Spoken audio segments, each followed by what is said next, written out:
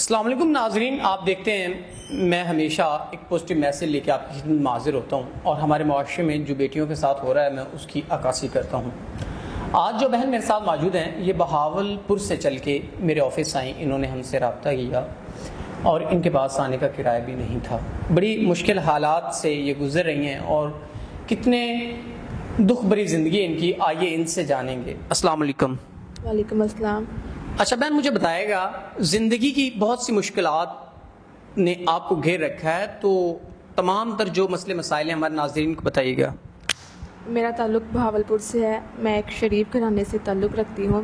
میرے والد صاحب کا کچھ عرصے پہلے انتقال ہو چکا ہے۔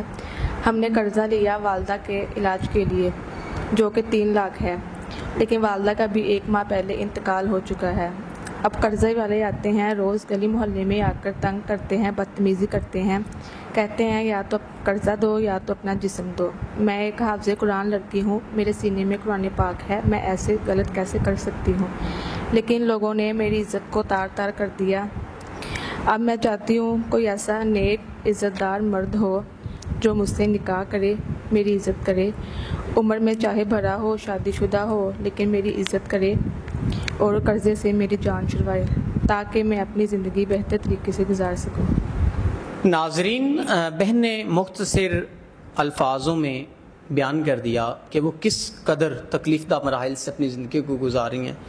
بہن نے گزارش کی کہ کوئی ایسا شخص جو میرے معاملات زندگی جو قرض ہے 3 لاکھ روپے، بہن نے بتایا کہ اگر وہ کوئی شخص ادا کرتا ہے تو میں اس سے نکاح کر لوں گی۔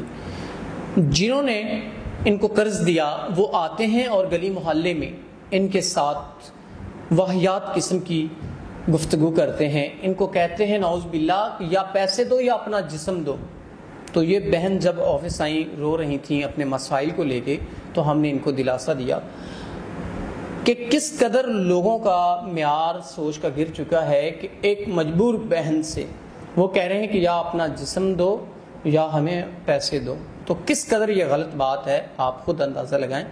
تو بہن، اگر کوئی ایسا انسان جو آپ کا یہ قرض بھی ادا کر دے، آپ نے کہا کہ آپ حافظ قرآن ہیں، آپ کے سینے میں قرآن پاک ہے، آپ کبھی زندگی بھر غلط نہیں کر سکتی، ہمیشہ اسلام کے مطابق زندگی آپ گزاریں گی، تو بہن اگر کوئی ایسا انسان جو آپ کہ یہ قرض کا معاملہ جو 3 لاکھ کا ہے وہ بھی ادا کر دے، آپ کے باقی معاملات جو زندگی کے ہیں وہ بھی کور کر دے، جو بھی ہیں آپ کو رہنے کے یا کھانے پینے کے جو بھی معاملات ہیں، اور اس سے ہٹ کے اگر کوئی نیک نمازی انسان، آپ نے کہا کہ عمر کا بھی کوئی مسئلہ نہیں، چاہے بڑی کا ہو یا چھوٹی کا ہو، تو یہ تمام طرح معاملات اگر کوئی شخص کرتا ہے تو آپ واقعی میں نکاح کر لیں گی؟